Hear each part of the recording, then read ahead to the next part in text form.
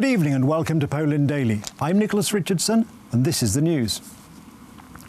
On the 22nd of July 1942, the Germans began the process of liquidating the Warsaw Ghetto.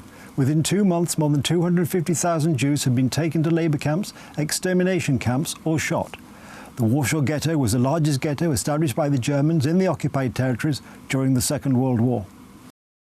At first, Warsaw's Jews did not know what awaited them. The name Treblinka was associated above all with the penal labour camp that had been operating near the village since 1940. Various rumours circulated about the destination and the proportion of ghetto prisoners to be resettled in the east. 11,000 were sent to the labour camps and about 6,000 were shot on the spot. 35,000 people remained legal in the ghetto and about 25,000 lived in hiding. They were taken to their deaths. The last phase of the genocide started on July the 22nd and lasted several months. We remember about the victims who cannot be here with us today since their lives were taken away from them. But we also remember about our Jewish residents of Warsaw and fellow citizens still with us.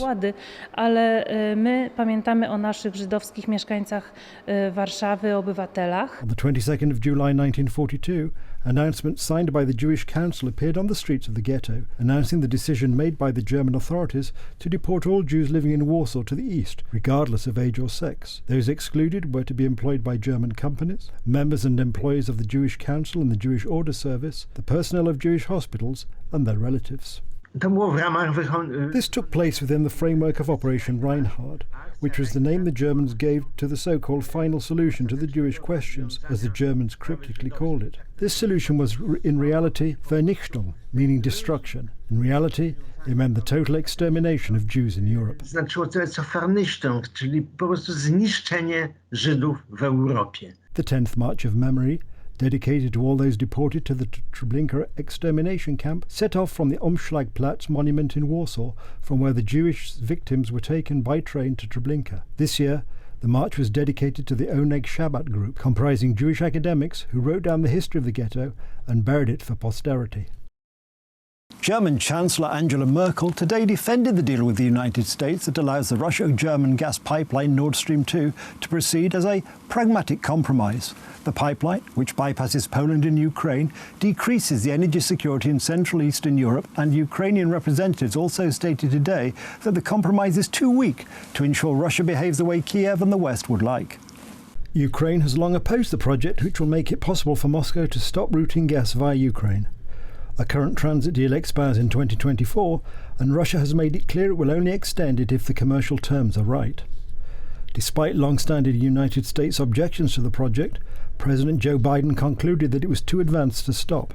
Germany, which strongly backs the pipeline, and the United States announced on Wednesday what amounted to a truce over the pipeline. Under its terms, Germany pledged to respond to any attempt by Russia to use energy as a weapon against Ukraine and other Central and Eastern European countries. We have the possibility, which I do not want to use, but we have after all in connection with Crimea or Donetsk or Luhansk, which is to use sanctions. We are not without any tools to do something. Ukraine has many questions on how a deal between the United States and Germany can mitigate the security threat posed by the Nord Stream 2 pipeline, Foreign Minister Dmytro Kuleba told reporters today. Our position on the US-German statement is set out in the Ukrainian-Polish statement that was released yesterday. We have many questions about how the US-German agreement can reduce the security risks for Ukraine and the countries of Central Europe associated with the launch of Nord Stream 2. There is a fundamental problem. It is connected with the fact that it is still unclear to us whether Russia is ready to fulfill its obligations and play its part properly when it comes to the energy security of Ukraine. The deal is a further blow to Kiev, which has also struggled to convince Western allies to accelerate Ukraine's entry into the NATO military alliance after a troop standoff with Russia earlier this year.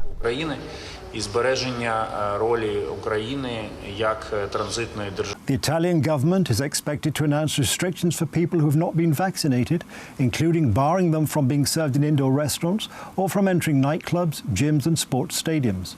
It is also considering limiting access to trains and domestic flights. A so-called green pass showing proof of vaccination or a negative coronavirus test would be required.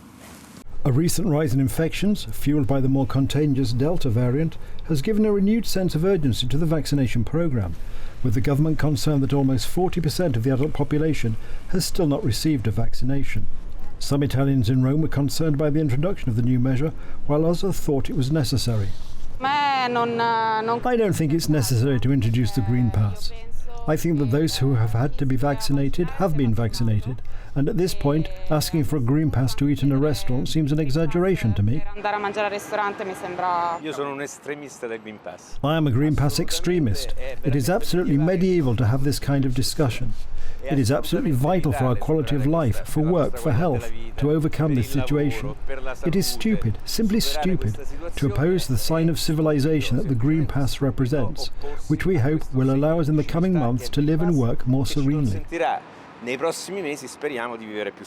France has already introduced similar measures, but in Italy it has fueled a political row. The leader of Italy's largest party, the rightist League, Matteo Salvini, said access to restaurants, cafes and transport must not be restricted. Giorgia Meloni, who leads the right-wing Brothers of Italy party, has also denounced the plan, saying it would wreck an already fragile tourist sector. Hungarian Prime Minister Viktor Orban announced plans to call a referendum on child protection issues to combat pressure from the European Union over legislation which the bloc says discriminates against LGBT people. The European Commission is threatening Budapest with financial sanctions if Hungary doesn't scrap the bill. Stepping up a battle of cultures with the European Commission, Orban accused the EU executive of abusing its powers in challenging recent amendments to Hungary's education and child protection laws. The future of our children is at stake, so we cannot concede ground in this issue. When the pressure on our country is so strong, then only the common will of the people can protect Hungary. Because of this, the government decided that they will initiate a referendum on 5 questions.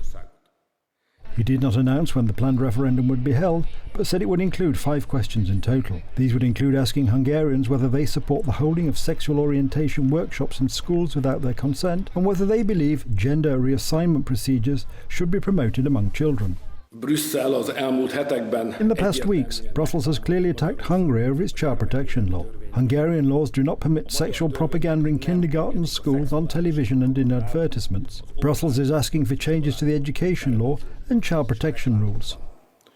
The Prime Minister, who has been in power since 2010 and faces an election next April, portrays himself as a defender of traditional Christian values from Western liberalism and has stepped up a campaign against LGBT ideology. That's the news. Thank you for watching. Stay with us for the weather, Poland Daily Business and more programmes. But from me, it's have a good night and a better tomorrow.